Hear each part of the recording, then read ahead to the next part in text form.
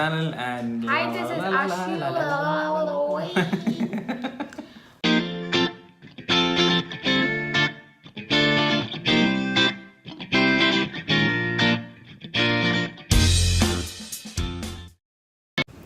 Hi, this is Abhi. And this is Ashu. Welcome back to our channel, and today we are back with another video, and it's going to be about the PR Express entry. So we decided to apply for the PR in August 2015, and we thought why not go with a consultant who will help us in submitting the exact documentation that is required for the process, because we had heard about incidents where the profiles were rejected because of incorrect information or incorrect documentation. We just didn't wanted to take that risk, and we decided to go with a consultant. We contacted this consultancy which was referred to us by one of our friend who was also applying for PR at the same time. We called them and we bombarded them with a lot of questions we had at that point of time, and they gave us quite satisfying answers, and the policy was also quite transparent. So we thought why not move forward with the same consultancy as a friend. If at all you decide to go with the consultant, just make sure that you are working with ICC RC authorized immigrant consultants.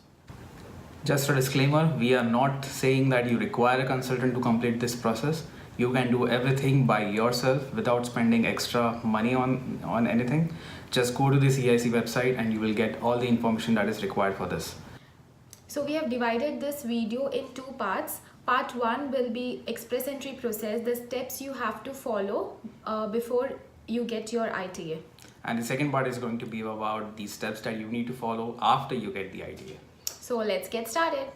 So first step is evaluation. Evaluation means to evaluate yourself, to check whether are you really eligible to apply for Canada PR. If you're going with a consultancy, they'll do it for you, but you can do this at home as well for free of cost through CIC website. You just have to go there, put your information, and you will get a CRS score. CRS stands for Comprehensive Ranking System. It is nothing but a point-based system which CIC uses to assess your profile and rank your profile in the Express Entry pool. So while using CRS tool, the two important aspects are, first is the language test, and second is identifying your skill type under NOC, that is National Occupation Classification. In order to successfully immigrate to Canada, all the applicants must be able to show their work experience which meets the criteria mentioned in the NOC database. That is nothing but the National Occupation Classification database. There are three types of work experience which are accepted under the Express Entry program. First is the skill type 0, which are nothing but the management jobs. Skill level A, professional jobs, and skill level B, which are technical jobs and skilled trades. So this CRS score depends upon the criteria of your skills, your occupation, your work experience, your language ability, and your age. So language ability is nothing but IELTS exam that we have to give, which is the most important in the whole process, because the marks, your CRS scores can go up as well as down. Now you must be thinking, how am I supposed to enter the IELTS score? So the IELTS score can be entered without giving the exam as well, because the minimum required score for a federal skilled worker is 7. So just go ahead and enter 777 in all the categories and you will get the rough estimate of your CRS score. Once you get a rough estimate of your CRS score, the next step is the most important one, which is the IELTS exam. IELTS stands for International English Language Testing System. English and French are the two major languages in Canada, and you have to know one of them. So IELTS tests your English ability. If you know French, you can also go with TEF exam. This will also increase your CRS score. IELTS has two types of exam. One is the academic exam and the other is the general. Academic is for those candidates who want to apply for studies, and general is for those candidates who want to apply for PR or for work. Couple of tips, guys. You can do one thing, that is first prepare for your exams and then book a date, or else you book a date first and then prepare for your exams. In our case, we booked the date first and then prepared for the exam. This way we were more committed and more serious about the preparation. So we went online and registered ourselves on British Council website. The fees of exams were around 10,600 plus taxes, so we paid around 22,500 for both of us. Once you register yourself on the British Council website and you get the confirmation on your payment of the exams, the British Council will send you material for the preparation, which is good, but definitely not enough.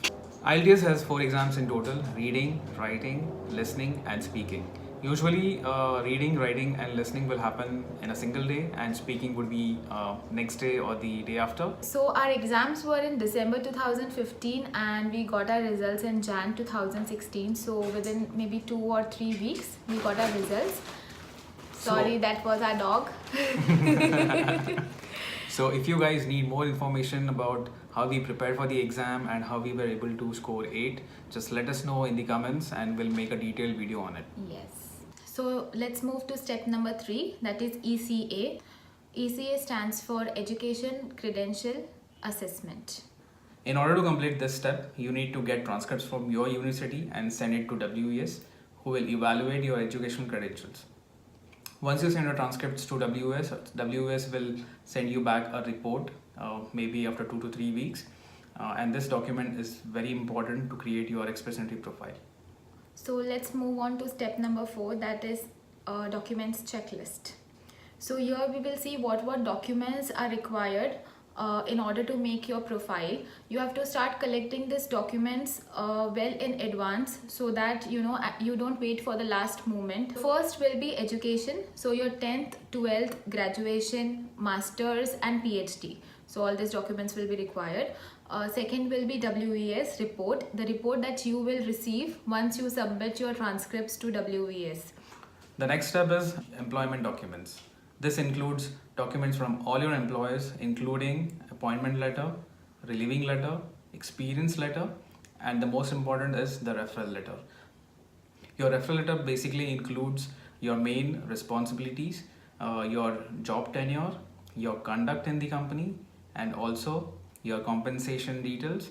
Now for some of the candidates it will be like the previous company is shut down or they are no more working, or as some of them must have absconded from their previous company. Maybe it was the first company and they absconded, but they still want to put those experiences in the profile.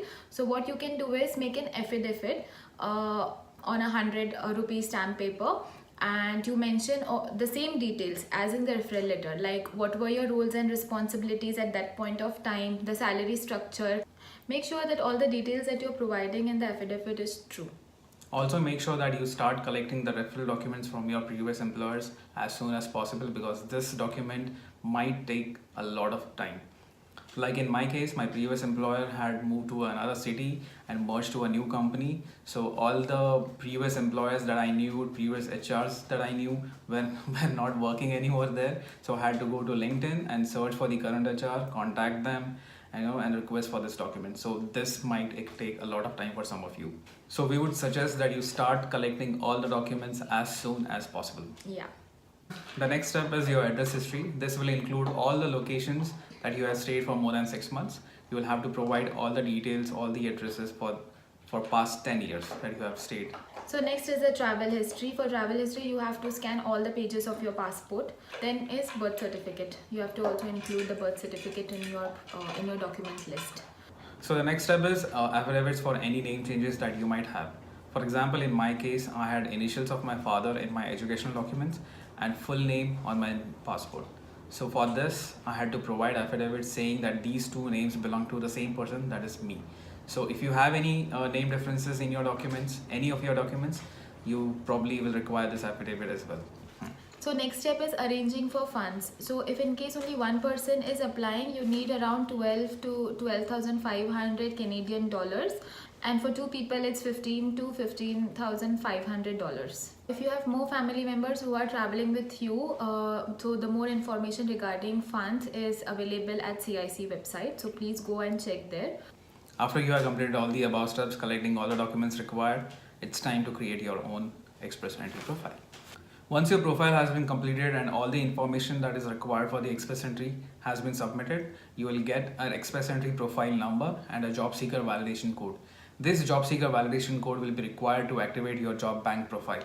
Once your profile fulfills all the Express Entry requirements and all the information is submitted, you will be entered in the Express Entry pool. Successful entry into the pool does not mean that you will be automatically invited to apply for permanent residency. Once your profile enters the pool, your profile will be assessed with the comprehensive ranking system. Every 2 weeks there's a draw, and once your score meets the lowest score that is set in this draw, you will get an ITA. For example, if the cutoff for this week's periodic draw is around 440, and if our score is 445, then we are eligible for the ITA. But if it's lower than 440, then you have to wait for the next draw. If you think your CRS score is lower, the only other way is increasing your IELTS score. So please focus on increasing your IELTS score. Keep in mind that while you are in the pool, if there are any changes with your dependents or with your marital status, with your education or with your employment changes, just make sure to update your profile timely. So please let us know if you need any formats for referral letters that we used, and also affidavit formats. So comment down below and we will provide you with the same. So that's it guys, this is the end of part 1. Stay tuned for the next part where we will discuss the steps that you need to take after you get the ITA. So guys, if you like our video, please subscribe to our channel, share our video and comment down below if you have any queries regarding the PR process, and we'll be back with a new video very soon. Peace out.